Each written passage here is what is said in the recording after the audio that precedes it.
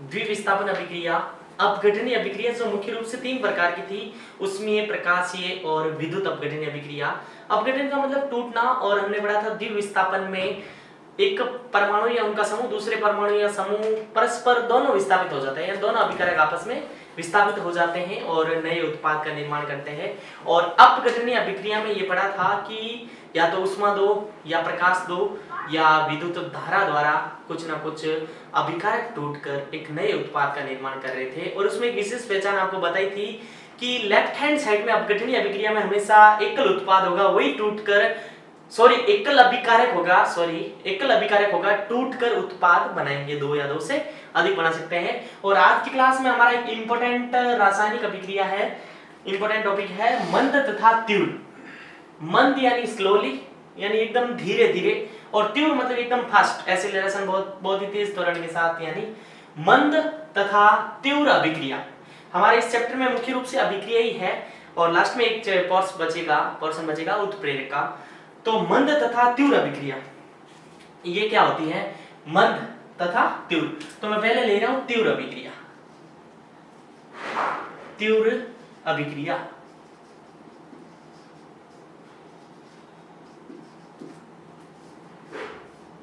तीव्र अभिक्रिया यानी इस प्रकार की रासायनिक अभिक्रिया, इस प्रकार की रासायनिक अभिक्रिया, इस प्रकार की रासायनिक अभिक्रिया में अभिकारक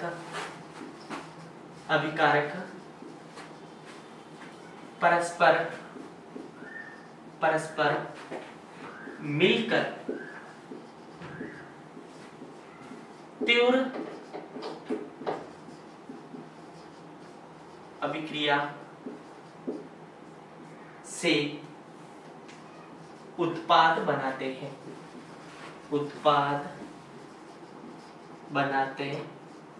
हैं, उसे हम क्या कहेंगे? तीव्र अभिक्रिया। जैसे ये तीव्र अभिक्रिया है कहलाएगी जब अभिकारक आपस में मिलकर एक बहुत ही यानी कम समय में अभिक्रिया हो जाती है। ऐसी भी रासायनिक अभिक्रिया है जो समय लगता है हमको 2 घंटे, 2 महीने, साल भर लग जाते हैं कुछ रासायनिक अभिक्रियाओं को। लेकिन तीव्र अभिक्रिया जो बहुत ही तेजी से होती है, जिनको समय बहुत ही कम लगता है, जैसे मैं अम्ल सार की रासायनिक अभिक्रिया की बात करूं, अम्ल सार की अभिक्रिया हम आगे पढ़ेंगे। उदासीकरण अभिक्रिया यानी एक आपने ले लिया प्रबल अम्ल, क्या ले लिया? प्रबल अम्ल, और साथ में ले लिया आपने प्रबल सार, क्या ले लिया? प्रबल सार। जब दोनों स्ट्रॉन्ग एसिड और स्ट्रॉन्ग बेस हो, यानी प्रबल अम्ल और प्रबल सार हो, तो जो प्राप्त होगा न्यूट्रल होगा, यानी लवण प्राप्त होगा, और उसके साथ प्राप्त होगा जल। क्या प्राप्त होगा? जल प्राप्त होगा। प्रबल अम्ल, सबसे प्रबल अम्ल हाइड्रोक्लोरिक अम्ल में ले रहा हूं यहां पर HCl।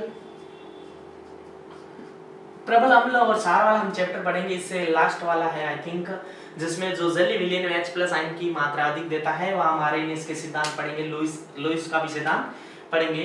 तो प्रबल सार सोडियम हाइड्रोक्साइड, या प्लस या माइनस, या प्लस और माइनस, यहां बनेगा। प्लस वाला किसके पास जाएगा? माइनस वाले के पास, और प्लस वाला किसके पास आएगा? माइनस वाले के पास।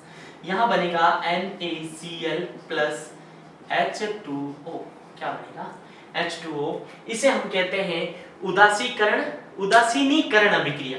तो इस प्रकार की अभिक्रिया बहुत ही कम समय में होती है। आपके बुक में एक और एग्जांपल दे रखा, आप उसी को देख के साथ साथ आप, मैं ये बोल रहा हूँ कि आप बुक को फॉलो करें। ये पढ़ने के बाद आपको बुक की लैंग्वेज बहुत ही इजी लगेगी, और हमें अकॉर्डिंग टू NCERT बुक के अनुसार चलना है।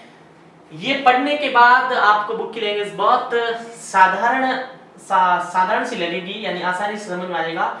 तीव्र अभिक्रिया एक बार वापस रिपीट कर रहा हूं आपके लिए। इस प्रकार की रासायनिक अभिक्रिया में अभिकारक परस्पर मिलकर बहुत ही तेजी से, यानी बहुत ही कम समय में एक प्रोडक्ट का निर्माण करते हैं। किसका निर्माण करते हैं? प्रोडक्ट यानी उत्पाद का निर्माण करते हैं। और इनका एक उदाहरण याद रखना आप, उदासीनीकरण अभिक्रिया, या लिख सकते हो उदासीनीकरण। इनका कौन सा उदाहरण मुझे मुख्य रूप से उदासीनीकरण अभिक्रिया, when strong acid and strong base result neutral यानी लवण एंड वाटर यानी जल। का निर्माण करते हैं। तो कौन सी अभिक्रिया होगी? तीव्र अभिक्रिया। और दूसरा प्रकार हम पढ़ेंगे मंद। तो हमने तीव्र अभिक्रिया पढ़ ली थी और मंद अभिक्रिया, तीव्र तथा मंद हमारे अभिक्रिया चल रही है, जिसमें हमने तीव्र अभिक्रिया पढ़ लिया था और मंद अभिक्रिया। नाम से पता चला मंद मतलब बहुत ही धीमी अभिक्रिया। तो ऐसी रासायनिक अभिक्रिया जिनको होने में या तो 1 घंटा लग सकता है, 2 घंटे लग सकते हैं, या दिन लग सकते हैं, महीने लग सकते हैं, सालों तक लग सकते हैं। तो ऐसी अभिक्रिया जिनको पूर्ण होने में 1 घंटा या दिन या साल तक लग सकते हैं, वो कौन सी अभिक्रिया होगी? मंद अभिक्रिया। यानी अभिकारक परस्पर क्रिया करके बहुत समय बाद उत्पाद का निर्माण करेंगे, यानी बहुत ज्यादा समय ले लेते हैं।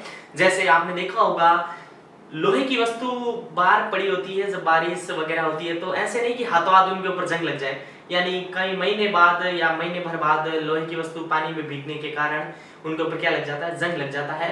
वो एक मंद अभिक्रिया का उदाहरण है। यानी लोहे को जंग लगने के लिए क्या क्या कारक होने जरूरी है? एक तो वायु में खुली होनी चाहिए, यानी वायु की उपस्थिति, और दूसरा होना चाहिए जल की उपस्थिति या वाष्प की उपस्थिति होनी चाहिए, यानी तब लोहे पर क्या लगता है? जंग लगता है। तो अब मैं स्टार्ट कर रहा हूं मंद अभिक्रिया। तो इस प्रकार की रासायनिक अभिक्रिया पूर्ण होने में या तो घंटा ले सकती है, 1 घंटा ले सकती है, या दिन ले सकती है, या साल भी लग सकते हैं। यानी ऐसी रासायनिक अभिक्रिया जिनको पूरा होने में सालों लग सकते हैं, दिन लग सकते हैं, या 1 घंटा 2 घंटे में पूरी हो सकती है, उन्हें हम क्या कहेंगे? मंद अभिक्रिया कहेंगे। क्या कहेंगे? मंद अभिक्रिया। जैसे लोहे पर क्या लगना? जंग लगना। लोहे पर जंग लगना। और ध्यान देना, लोहे पर जंग लगने के लिए आवश्यक कारक, ये थोड़ा ध्यान देना, ये हम आगे पढ़ेंगे। आवश्यक कारक यानी हमने भौतिक परिवर्तन और रासायनिक परिवर्तन में पढ़ा है, लोहे पर जंग लगना कौन सा परिवर्तन है? रासायनिक। कुछ ना कुछ रिजल्ट मिल रहा है, कुछ ना कुछ चेंज हो रहा है, मूल पदार्थ में कुछ ना कुछ क्या हो रहा है? परिवर्तन हो रहा है। आवश्यक कारक, यहां से कॉम्पिटिटिव एग्जाम में पूछा जाता है, रेलवे वाले एग्जामों में, कि लोहे पर जंग लगने के लिए कौन से कारक आवश्यक है? तो एक तो होनी चाहिए वायु, ऑप्शन में ये आता है वायु तथा नमी।